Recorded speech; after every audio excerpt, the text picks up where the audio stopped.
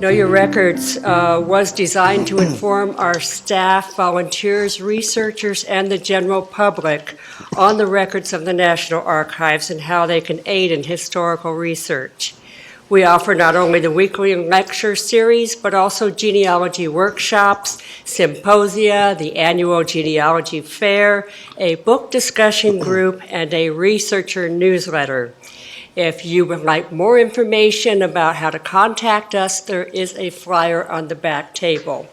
I hope when you came in that you did sign in and pick up the handouts that are available that John brought for us. And we are today going to talk about documenting death in the Civil War. We will explore the death records created during and after the Civil War by the War Department, examining how they documented personal circumstances of soldiers' deaths in various situations, including the battlefield and military hospitals and prisons. Our speaker today is John Deeben. He is a genealogy archive specialist in the Research Support Branch, Customer Services Division at the National Archives Building in Washington, D.C. He holds a BA and MA degrees in history from Gettysburg College and Penn State University. Please help me welcome John. Thank you, Nancy. Okay, as Nancy said, we're going to take a look today at a variety of records that were created by both the Union and Confederate War Departments that documented the large amount of casualties that occurred during the war, and especially those casualties that died. It's probably an understatement to say that in the Civil War, America experienced death for the first time in an unprecedented scale, because nothing from our previous military experience came anywhere close to what we experienced in 4 years of Civil War. Does anybody happen to know what the official death count is from the Civil War? Any guess? Over 600. Pardon? Over 600,000. You're pretty close. Yep. 620,000 dead outright in 4 years of war. The last war that occurred within the memory of most of the Civil War generation was the Mexican War, and total casualties from that war only amounted to about 13,000, of which only about 1,700 of those were actual battlefield deaths. The rest were deaths from other causes. So the country really wasn't prepared for this scale of carnage that occurred during the Civil War. But I think it's significant that as early as the spring of 1862, when the unexpectedly high casualty rates came in from the Battle of Shiloh, that both sides suddenly realized that this was going to be a different kind of a war. It wasn't going to be the 3-month adventure that most people thought it was going to be in 1861. But it was going to be a long, drawn-out war of attrition. And I think that realization set in at an early point in time because both sides took deliberate steps to document the casualties that resulted from the war. Prior to the war, there were some basic Army regulations and articles of war that stipulated the basic ways to document the deaths of both officers and men in the regular Army. But some of the records that we're going to look at go above and beyond that. And I think these are unique to the Civil War as well, because we do not have these types of records for the earlier wars. We only have them for the Civil War. So let's start by taking a look at how the generally documented deaths that occurred during combat. The first place you want to look for information about any soldier in the war who may have died are in the service records. And for the Union Army, in Record Group 94, we have two different types of records. Records for volunteer soldiers and for the regular Army. Two very different types of service that were documented by the War Department in two different types of ways. The volunteer soldiers, of course, were the temporary soldiers that were called up specifically in response to the national emergency, whereas the regular Army service, that was the career Army. The regular Army was in existence in peacetime as well as in war. So for the volunteer soldiers, we have the carded service records. Most people who have done research at the National Archives are probably familiar with the compiled military service records. This is what this is in RG 94. These are the records that were actually created decades after the war ended, beginning in the 1890s by the War Department. And they were primarily compiled to help the War Department document service for military pension applications. And what they did was they went through all the existing records that the War Department had from the war, and they compiled or extracted information relating to every individual soldier that they came across, and they noted that information down on individual cards, and this became the compiled service record for each soldier. So for the Union Army, we have compiled service records available for all the regiments that served from every northern state, and on microfilm we have those service records that are available for the Union regiments from the border states, the western states and territories, and the southern states that supplied Union regiments. And every southern state except South Carolina did supply at least a handful of Union regiments during the course of the war. Most people are not familiar with that, but that did happen. And then for the regular Army, the War Department maintained a series of registers of enlistment. And this is reproduced on microfilm publication M233. And the registers of enlistment basically give a succinct statement of every regular Army soldier's service, the beginning of his service and the end of his service. And if his service terminated in death, that'll be noted in the registers. So we also have service records available for the Confederate Army as well. After the War Department was finished compiling the records for the Union Army, around 1903, they compiled service records for the Confederate soldiers as well. And these are available in Record Group 109, which are the Confederate records. So there are compiled service records for every state in the Confederacy that supplied soldiers, as well as units raised directly by the Confederate government, which would have been equivalent to the Confederate regular Army. And we also have separate service records available for general and staff officers in the Confederate Army. All of the Confederate service records for all the states and the other organizations have been microfilmed. So there are separate publications for each state. There are also separate microfilm indexes for each state, as well as an overall comprehensive index for all Confederate soldiers. So if you're interested in a particular state to research those service records, I would refer you to our published microfilm catalog to get the specific microfilm publications for those states. They're also listed if you got, let's see, if you got this copy of the green handout, all of the microfilm publications are also listed in there as well for both Union and Confederate service records for every state. Okay, so we'll look at some examples of where you can find the information about how the soldiers died in these records. This is the compiled service record for Colonel John W. McLean from the 83rd Pennsylvania. Most people are familiar with the 83rd because it was one of the regiments that helped defend Little Round Top at Gettysburg. It was the regiment right next in line to the 20th Maine on the second day of the battle. But here we see two cards from the service record for Colonel McLean. You can see they were both the information was extracted from two different muster rolls that were compiled. One was from May and June of 1862, and the other muster roll was the muster out roll from the regiment from September of 1864, when the regiment mustered out at the end of its initial 3-year enlistment before everybody re-enlisted. Both of those rolls showed that Colonel McLean was killed in battle on June 27, 1862. Now you notice a little discrepancy. The middle card shows that he was killed in the Battle of Chickahominy, while the end card shows that he was killed in the Battle of Gaines' Mill. Sometimes you'll find these little discrepancies in the records. It all depends on how the War Department clerks originally noted the information down. But it's the same battle. Today we generally refer to it as the Battle of Gaines' Mill. It was the third engagement of the 7 days battles that occurred during the 1862 Peninsula Campaign in Virginia. But every once in a while you'll find these little variant discrepancies. Also in the compiled service records for volunteers, there are personal papers sometimes filed with the service records. As the War Department was compiling these service records, if they came across a document that referred to a specific individual soldier, they usually filed that document with the service record. So a lot of times you'll find the original enlistment papers for these soldiers. You'll find maybe special orders that were written directly for these soldiers. Sometimes you'll find court-martial records. And in this case, there's a casualty sheet filed with Colonel McLean's service record. At some point after his death, it looks like it was probably filled out in October of 1862, the War Department filled out this sheet documenting his death in battle, and it lists that he was killed in action on June 27, 1862.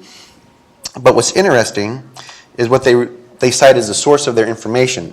Over here you can see they wrote down Volume 2 of the Register of Deceased Soldiers, 1862. So here's a very important clue that there are other War Department records that you can look at that also have this death information recorded. Here's an example from the Register of Enlistments. It's probably hard for you to see the actual writing, but each entry for the soldier is spanned to 2 pages in the register. The first page on the left usually gave your basic information about the enlisted soldier, his name, his date and place, where he enlisted. It'll usually give a personal description, height, complexion, hair color, eye color, that sort of thing, his age. It may list where he was born, his civilian occupation, and so forth. What we're interested in is on the second page in the remarks column, because here is where you'll find any notations if a soldier died while in service. If we take a closer look at the second page, you can see in a couple examples, the first soldier on the top here, it lists that he died in November of 1862 at New Orleans. The soldier further down was killed in action on July 21st, 1861 at the First Battle of Bull Run. This soldier died in November 1861 at Sedalia, Missouri. And a little further down is another soldier who was killed in action in February of 1864 at Jacksonville, Florida. Now, as I said, the regular Army soldiers do not have compiled military service records. So this is only one of 2 possible places where you'll find information documented where these regular Army soldiers died during the war. The other place is in this series. Regular Army soldiers also had personal papers, but because they do not have compiled service records, their personal papers were arranged separately by the War Department, but they do exist. And they're pretty much identical to what I've already described that's available in the compiled service records for volunteers. So you can find a variety of different types of papers. The second series that's listed here, these final statements, this is a specific type of a document that was originally filed with the personal papers, but at some point in time, the War Department extracted them and arranged them separately. But these final statements are pretty much what they say they are. They're a record that documents the final statement of service for any individual soldier. And if the reason for his termination of service was by death, for whatever reason, that'll be documented in the record. And I'll show you an example here in a second. This is just a typical type of record that you might find in the personal papers that relates to an individual soldier's death. This happens to be an inventory of the effects for a soldier. This is for Lieutenant George Harrington of the 3rd U.S. Cavalry. And towards the top of the page here, it indicates that he died in Memphis, Tennessee on August 21st, 1864 by a gunshot wound to the head. Okay? And then the table that appears in this part of the document then provides an accounting of all the personal items and clothing that was on his person at the time of his death. Here's an example of what the final statement of service looks like. This is the document on the left, and the top portion of the document pretty much gives you the same types of information that you'll find in the Register of Enlistments for the regular Army soldiers. It'll indicate where he was born, where he enlisted, his date of enlistment. Again, it'll give you a personal description. And here where it says the reason for his discharge, in this case, this is for John D. Boyer of the 10th U.S. Infantry. His reason for his termination of service was death, and it further lists right below that he died on October 19th, 1864 at the Lincoln General Hospital in Washington, D.C. By reason of inflammation of the lungs. Now, a lot of times these final statements are also accompanied by a record of death and interment, which is the document on the right. And this will give you a little bit more information. It indicates what ward of the hospital he was in at the time of his death.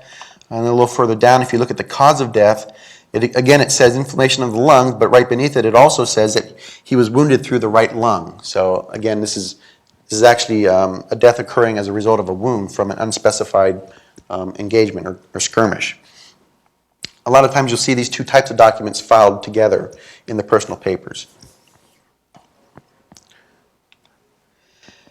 In addition to these types of records, we also have a lot of the original records that the compiled service records were based upon. And a particular interest to what we're talking about today are the regimental records, in particular the regimental book records. These are the records that the regiments actually carried with them as they operated in the field on active campaigning. There are a lot of different types of regimental book records. There were order books, books of mourning reports, account books, clothing accounts, and things of that nature. But what we're interested in are the descriptive books for the volunteer organizations. And these are also in RG 94. In here, you're going to find specific lists of members of each regiment that died during service. And in the individual descriptions for each member of the service, you also find information relating to their death if they died during service. This is an example from the descriptive book for the Company D of the 46th Pennsylvania.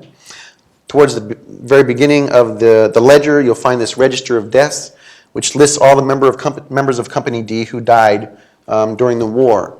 And it's generally listed in alphabetical or chronological order from the date of each person's death. And sometimes the amount of the information varies. If we look at the very first person listed here, his name is Amos M. Wenrick. He was the first member of the company to die during the war. And this information is kind of minimal. It just notes that he died January 31st, 1862 at dam number 6, and that he drowned. And that's all there is. And it's kind of vague. We don't really know where this happened. But if we go further back into the volume to the section on the descriptive portion for each individual soldier, we can learn some more information. Again, each person's entry spans 2 pages in the volume. So entry number 76 is for Amos M. Wenrick. And the first page of the entry shows that he was 19 years old at the time that he enlisted. He was 5'6". He had a ruddy complexion, brown eyes, and sandy-colored hair. He was originally from Dauphin, Pennsylvania, and he was a farmer in his civilian occupation. If we go to the second page, it shows that he enlisted in September 2nd of 1861 at Harrisburg for a term of 3 years. But then, again, in the remarks column for his entry, we get some more specific information about what happened to him. And here, probably the adjutant of the regiment wrote down that he drowned in the lock at dam number 6 on the Potomac River. And this was located near Hancock, Maryland, while on picket duty on the night of January 31st, 1862. So now we have a more rounded description of what happened to him on the night of his death. Apparently, he was on picket duty, making his way back to his camp in the dark, and he fell into the river. As I said, he's the first member of the company that died in the war, and apparently this must have affected the company to some extent because the clerk who wrote this information also noted on his entry that he fell in the line of duty, a mild, inoffensive boy, always ready and willing, intelligent and pious. In fact, a model soldier. Long will his memory be cherished.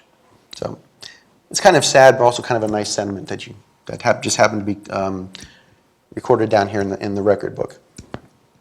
I should also point out, backtrack just a minute. His older brother, John J. Wenrick, was also served with him in the company as well. He's listed right below, number 77. And John Wenrick, he also died in the war as well. If you read his entry in the remarks column, it says that he was killed in action at Gettysburg on July 3rd, 1863, by the bursting of a shell from our battery. So here he was killed by friendly artillery fire. We also have descriptive books for the regular Army regiments that served in the war. These are part of Record Group 391, which are the records of the U.S. regular Army mobile units. And we have them available for all branches of the Army that served during the war, the artillery, cavalry, and infantry, and also some specialized units as well. And all of the regiments that served during the war, their records are all arranged together, so they're very easy to search. I haven't mentioned anything about descriptive books for the Confederate Army because there are very, very few and far between. A few of them do exist, and they're in Record Group 109, but it's very rare that you may find a record book for a specific regiment that you're looking for.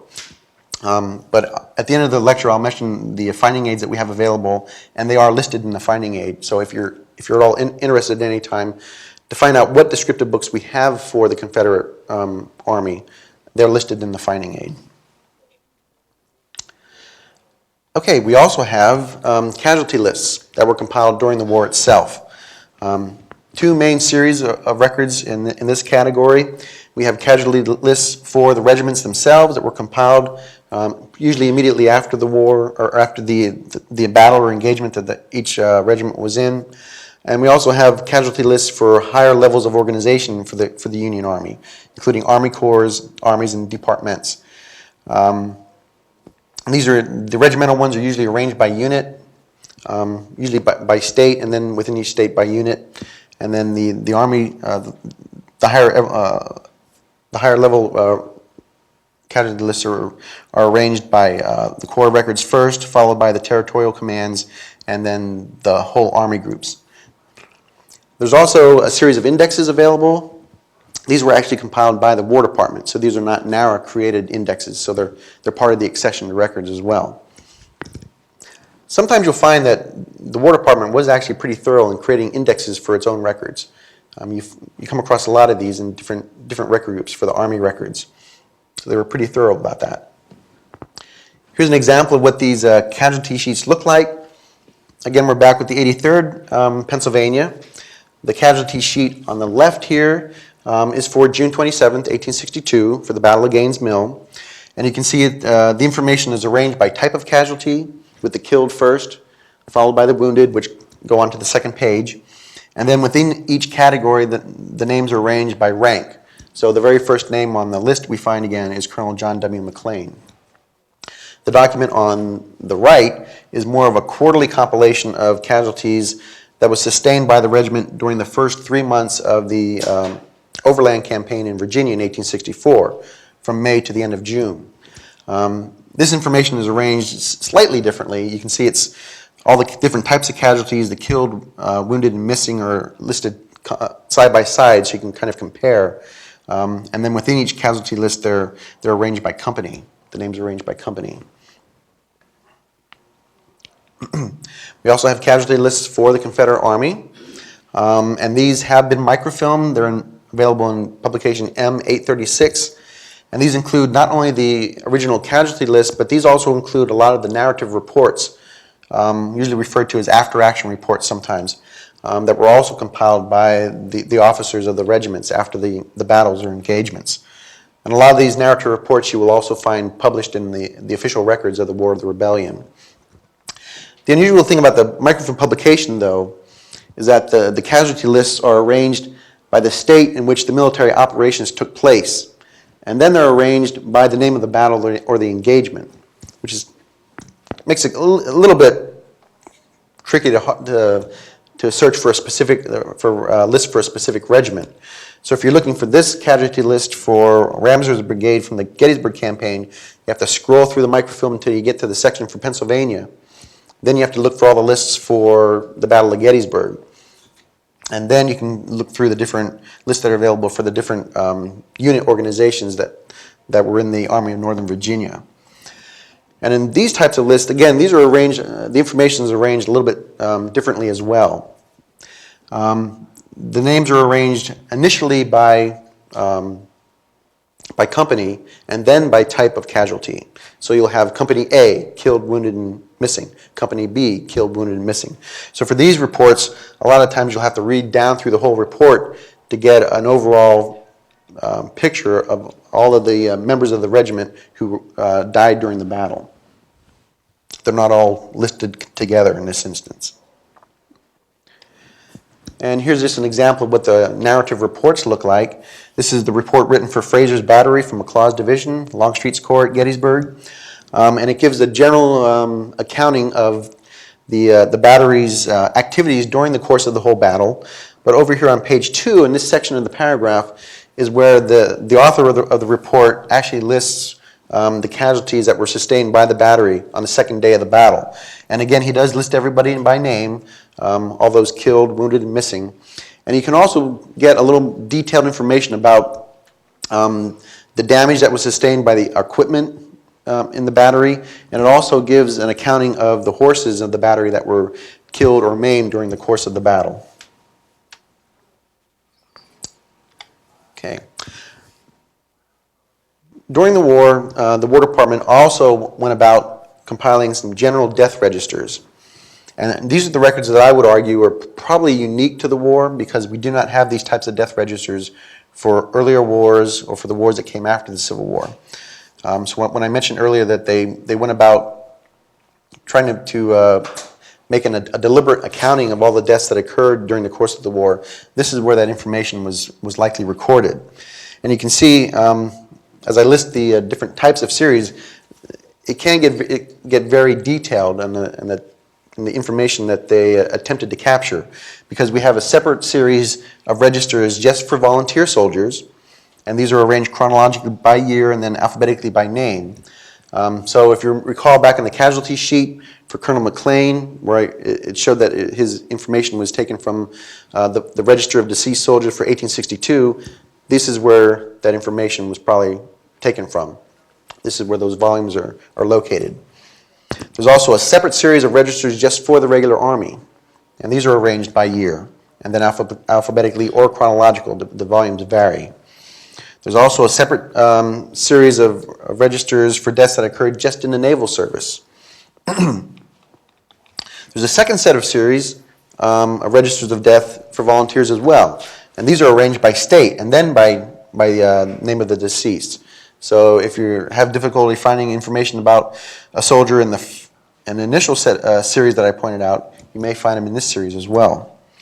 There's also a separate series of registers of deaths just for U.S. colored troops during the war.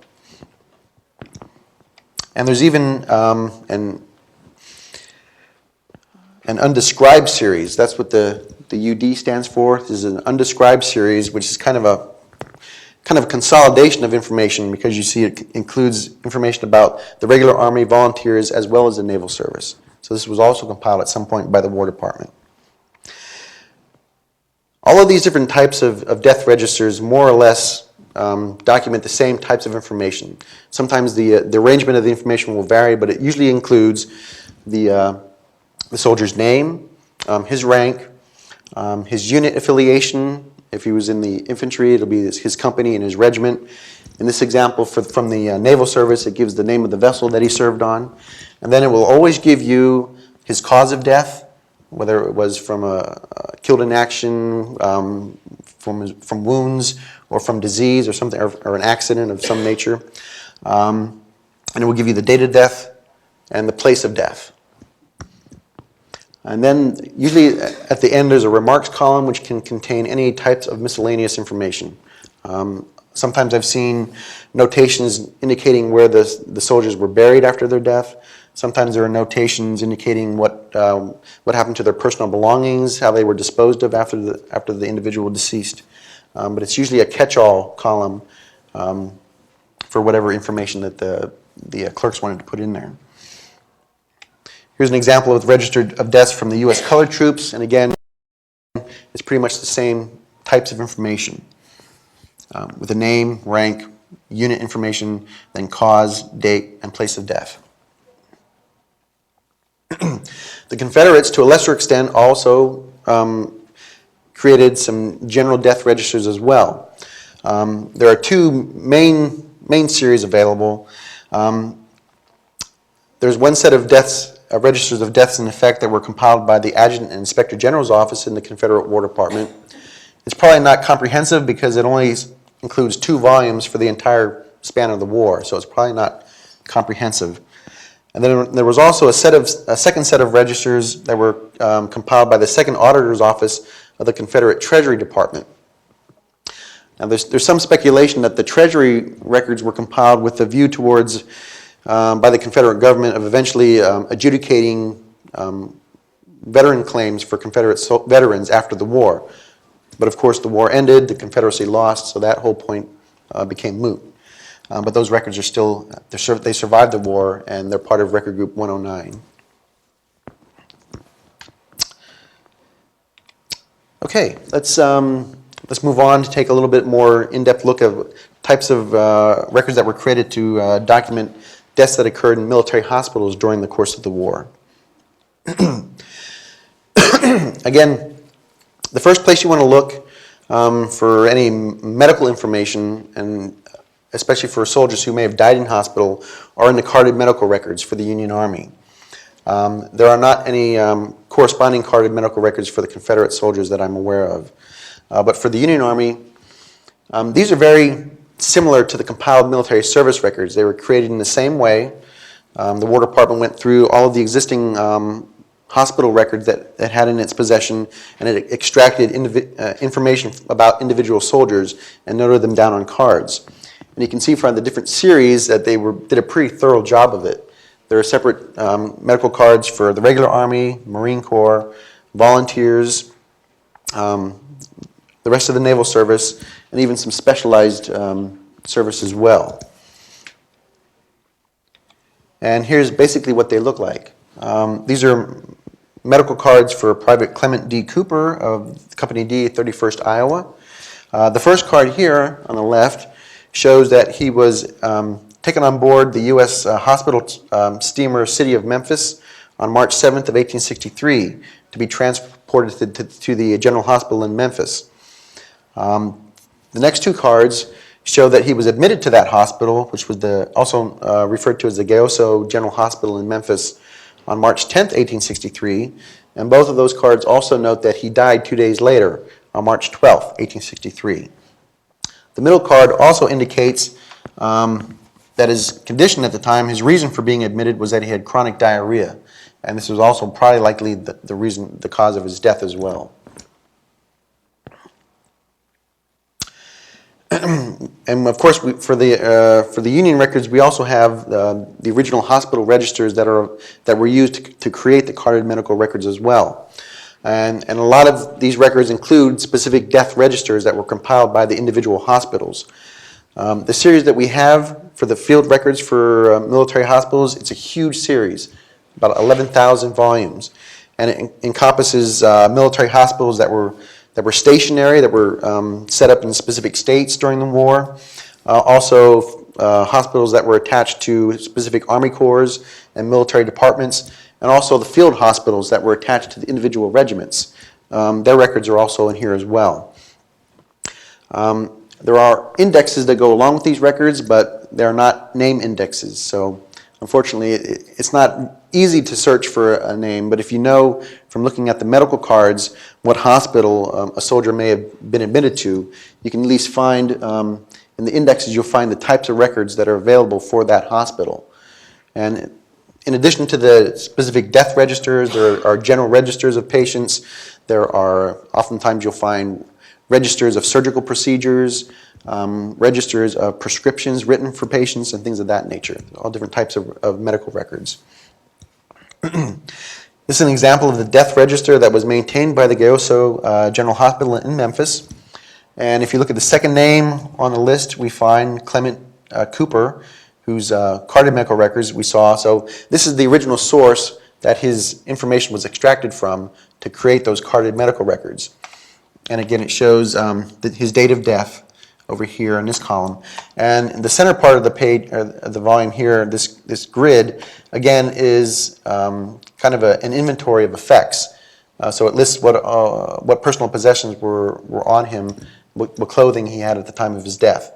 And over here in the remarks column, it also specifically notes that his effects were turned over to his father, S.P. Cooper, after his death. We also do have, to a lesser extent, we have hospital records for Confederate hospitals that were maintained during the war. And some of these hospitals also have death registers. This is the list, in going through the finding aid, these are all the hospitals I was able to identify that had specific death registers among their records. And again, these are in record group 109. And they're very similar in nature to the other death registers that we've talked about already. Again, they provide your basic types of information, including the soldier's name, his rank, his unit information, and his cause and date of death. This is an example of the death register from the Chimborazo Hospital in Richmond, which was probably the most well-known Confederate hospital during the war. in addition to the death registers, a lot of times you can also find death information filed with other types of hospital records as well. And these include, as I mentioned before, the general registers of patients. Sometimes you can find death information recorded in there as well. And a lot of the hospitals also had records detailing the general disposition of patients.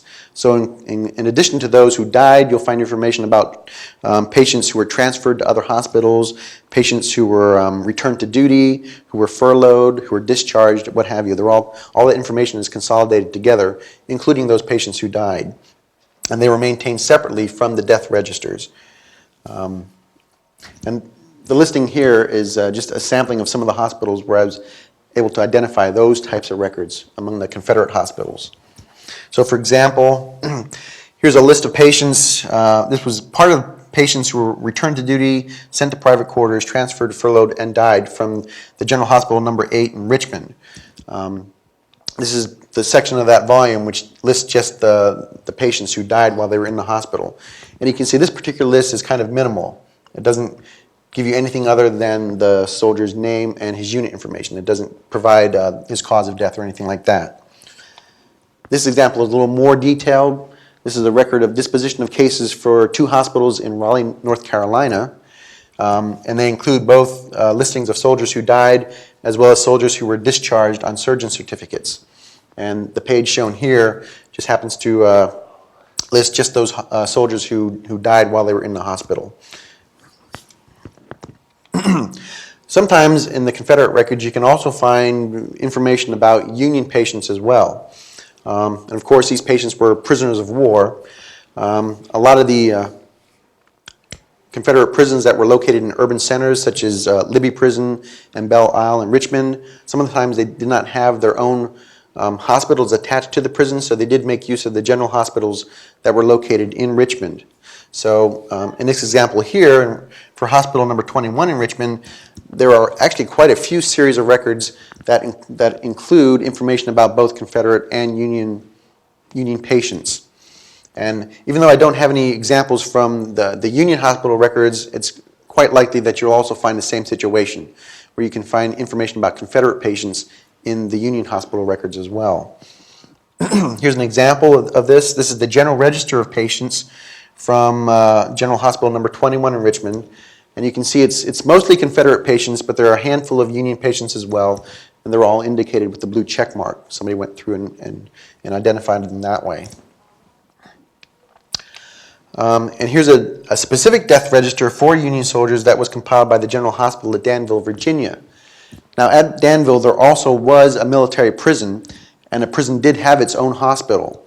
But here's an instance where they were also treating prisoners of war in the General Hospital as well, because this register is part of the records of the General Hospital, not the records of the prison hospital. So they maintain a separate register just for those patients. And you'll see again, it gives you the basic types of information that we've talked about that you can find in the general death registers.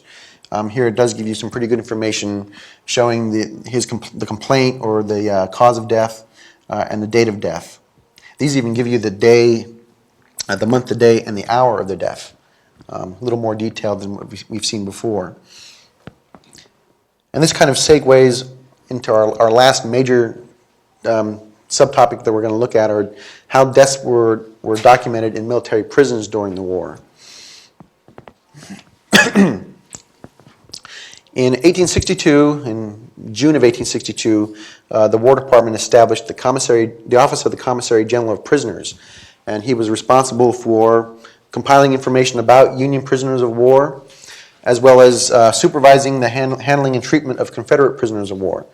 During the course of the war, there actually was a regular exchange of information across lines relating to prisoners of war.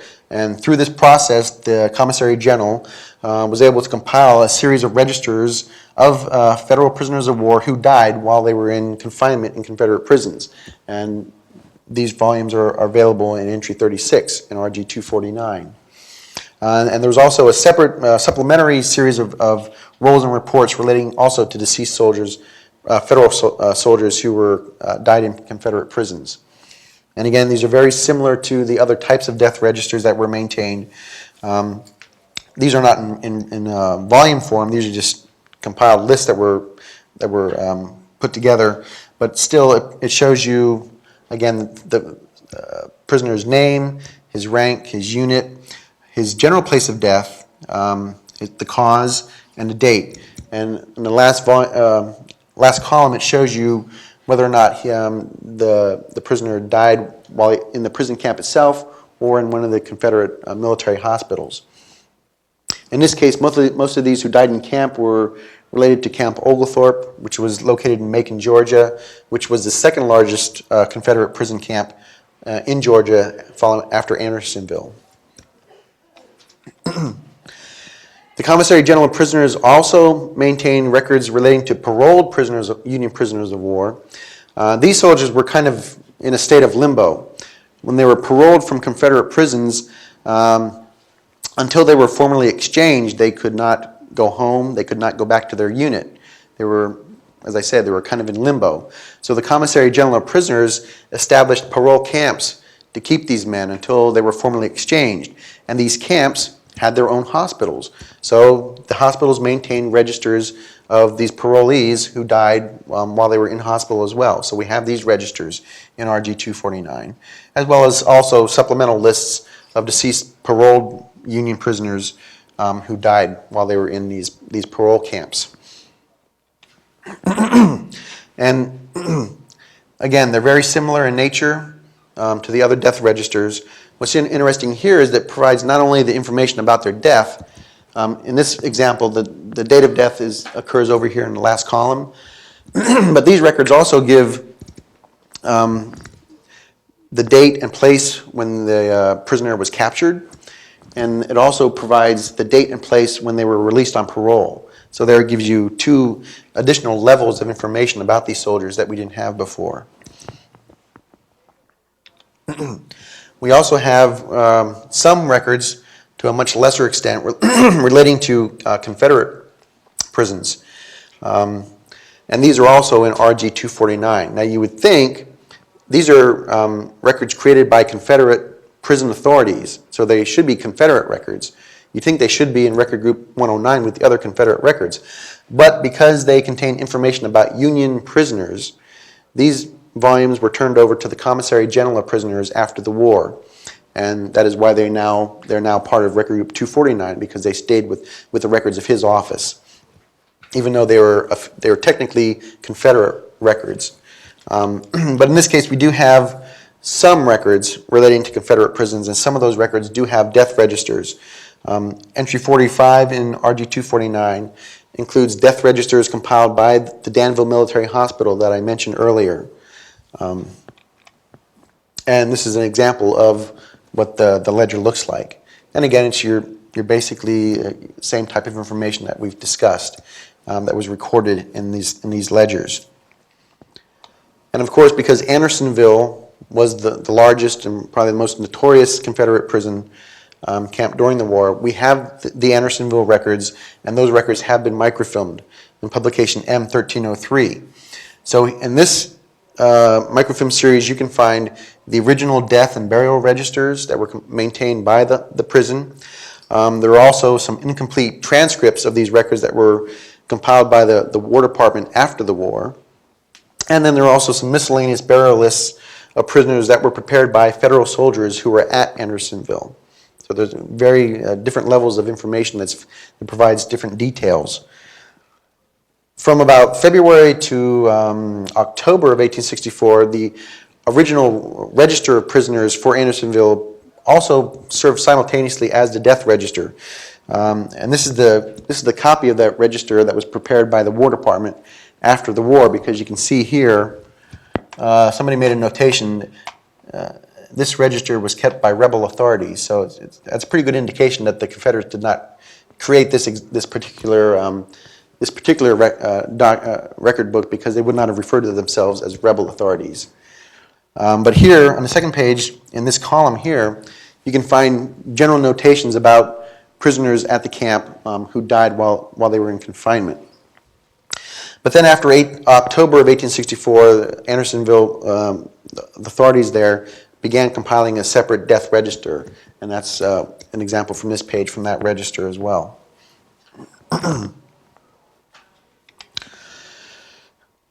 The Commissary General of Prisoners also compiled some general death registers relating to prisoners of war. And again, there's kind of an unusual juxtaposition going on here because these are Union records that were created by Union authorities. But because the information is about Confederate prisoners, these records were placed with the rest of the Confederate collection of records. That's why they're now part of Record Group 109.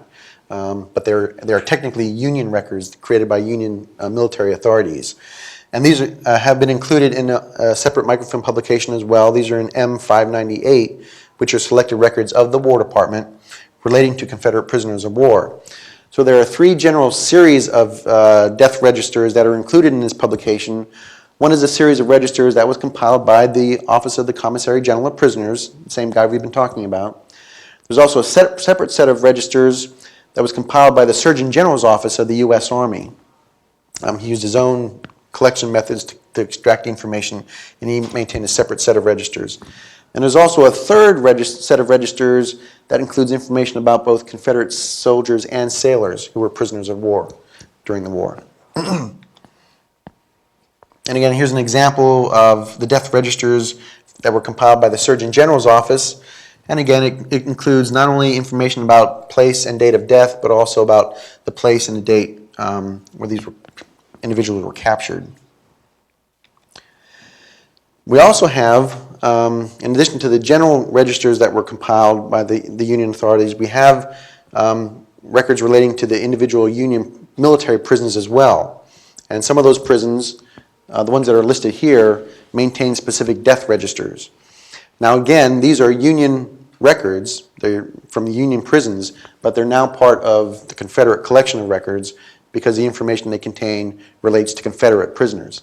So most of these prisons here, everybody's probably familiar with the most well-known prisons in the North, including Camp Chase, Fort Delaware, Elmira, which was probably the northern equivalent of Andersonville, and Johnson's Island as well. All of these different camps maintain specific death registers.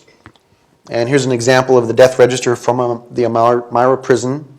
And again, as I mentioned before, it gives the information not only about the date and place of the prisoner's death, but also the date and place of his capture.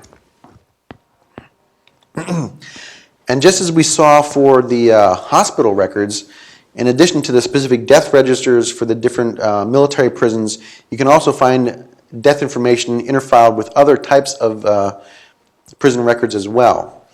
And as an example, for the prison at Alton, Illinois, I just mentioned that they maintain a specific death register, but if you also look at the general registers of prisoners, you can find death information noted in there for individual prisoners. They also maintained, as we mentioned before, records relating to the general disposition of prisoners, just as we saw records relating to the general disposition of patients.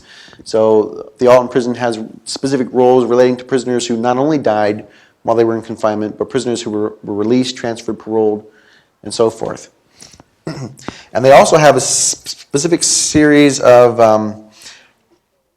records relating to morning reports of prisoners, which kind of provide a statistical information about the numbers of prisoners who died on any given day, depending on the report. And here's an example from the General Register of Prisoners for the Alton Prison in Illinois.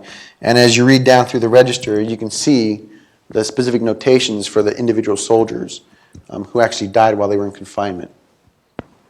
So their information is interfiled along with the other prisoners who were otherwise. It looks like most of these other ones were transferred at some point to City Point, and there's one here who was released on oath.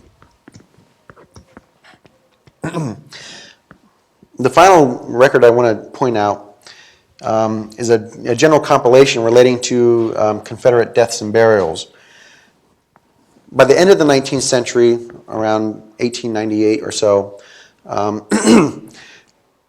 reconciliation between the North and the South had progressed to a point where President William McKinley decided that the federal government should finally take responsibility for documenting the Confederate dead. Up until this time, they had pretty much been ignored by the federal government. From the time that the war was going on until decades after, Union dead were very carefully identified and eventually removed to the national cemeteries. The whole national cemetery movement emerged from the war, but the Confederate dead were virtually ignored. They were left to lie on the field where they died, where they were temporarily buried by the burial details that went through after the engagements, and they were deliberately ignored. But that changed at the end of the 19th century. And then in 1906, Congress finally established the Office of the Commissioner for Marking Graves of Confederate Dead. And that office went to work to actually identify the Confederate dead who died during the war and where their burials were located. So they actually went through all of the hospital and prison records that we just talked about, and they extracted all the information relating to deceased Confederate soldiers.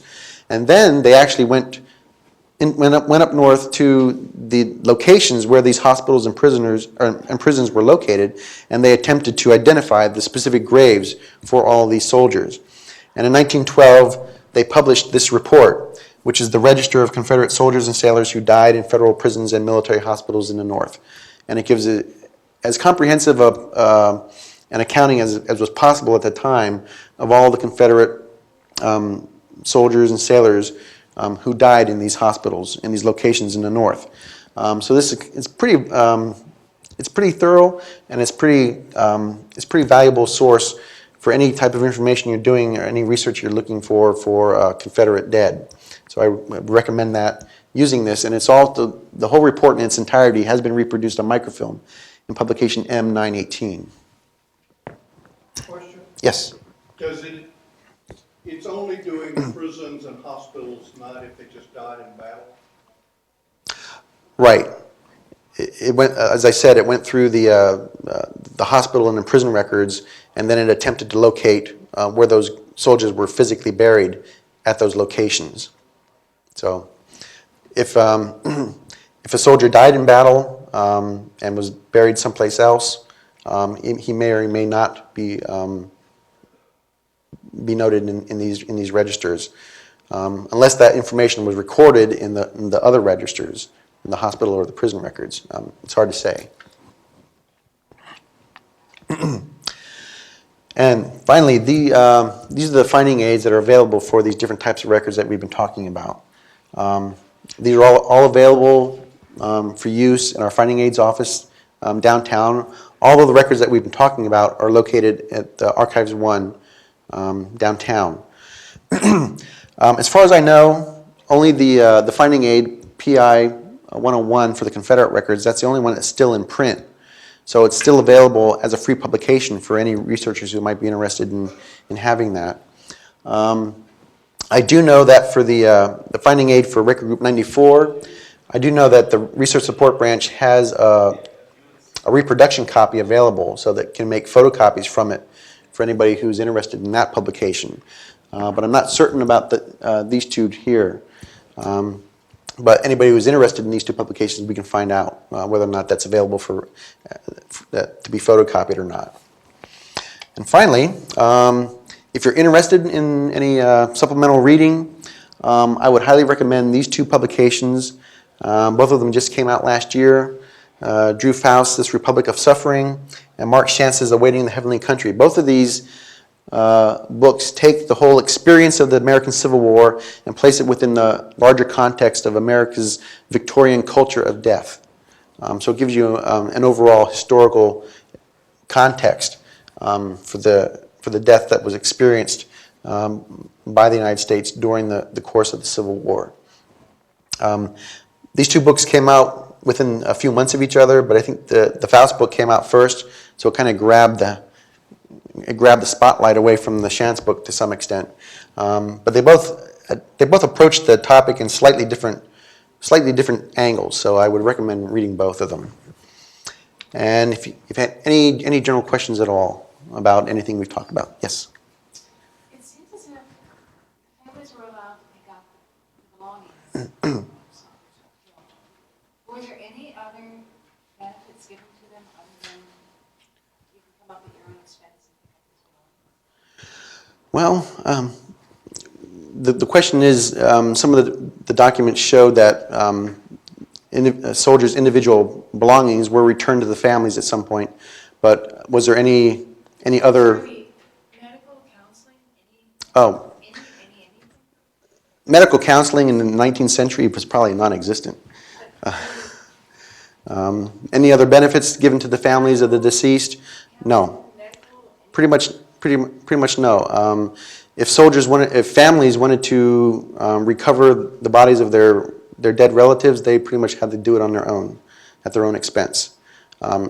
If you read accounts of the aftermath of the Battle of Gettysburg, they're just loaded with examples of families who traveled both down from the north and up from the south, looking for the temporary graves of their fallen relatives.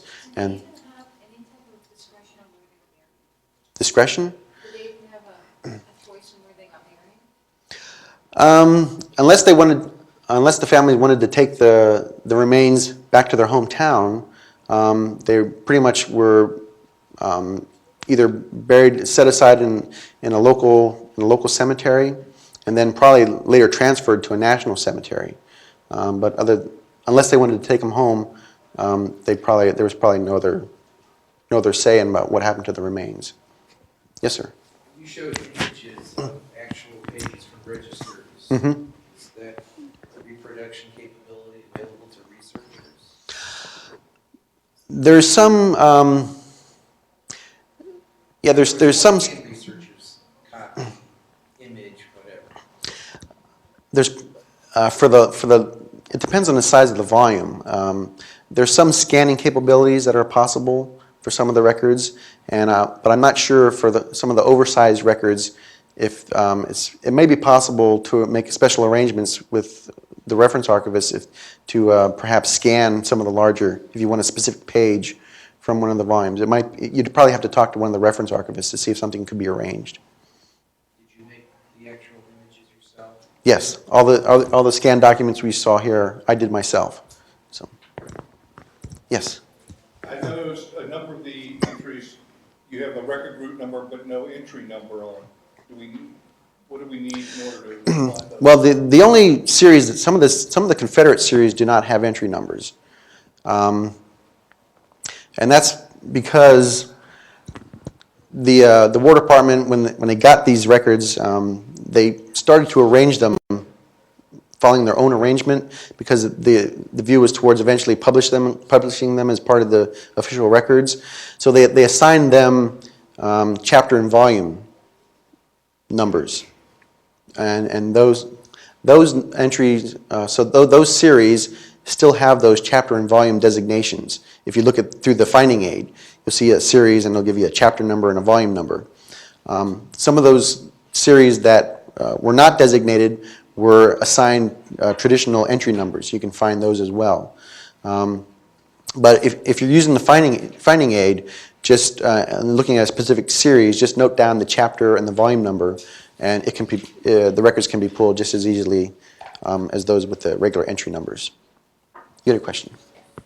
You talked about a very huge group of field records and hospitals. Mm-hmm. And if we do have the name and the regiment and everything of our ancestor, and we're fairly certain of which hospital he was in, is it possible to look at the original? And if so, is there a way to call in advance? Because I imagine it would take them a long time to find it if we did come to DC and ask to see the original. Yeah.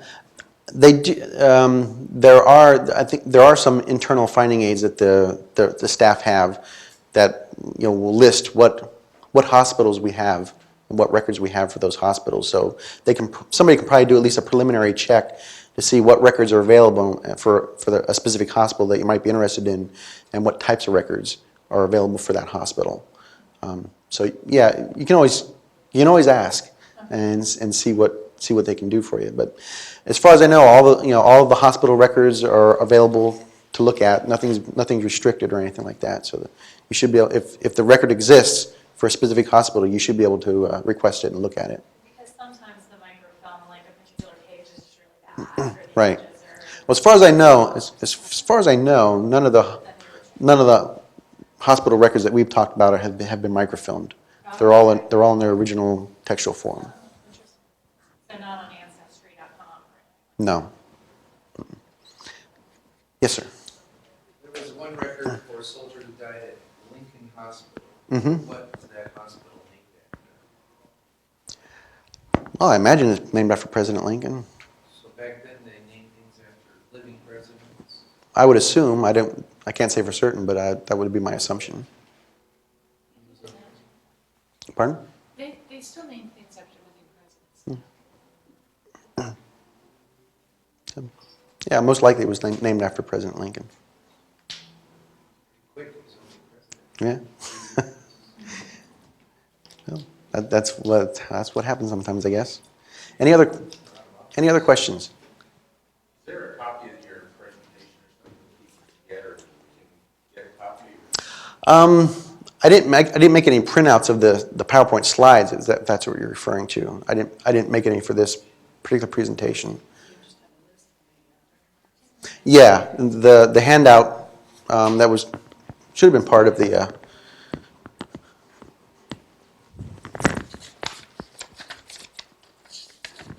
Yes, there's the handout that went along with the evaluation form. Pretty much lists all of the specific series in the record groups that we talked about, and there are probably some additional things in here that I didn't even touch on the slides because there's such an enormous amount of records available for some of these types of records, but they shall all be listed in the handout. All right, thank you very much. Thank you. Thank you, John. It's very helpful to know the various records available for researching Civil War dead. I want to thank you all for coming, and if you would please fill out your evaluation forms and leave them on the back table. We really appreciate it.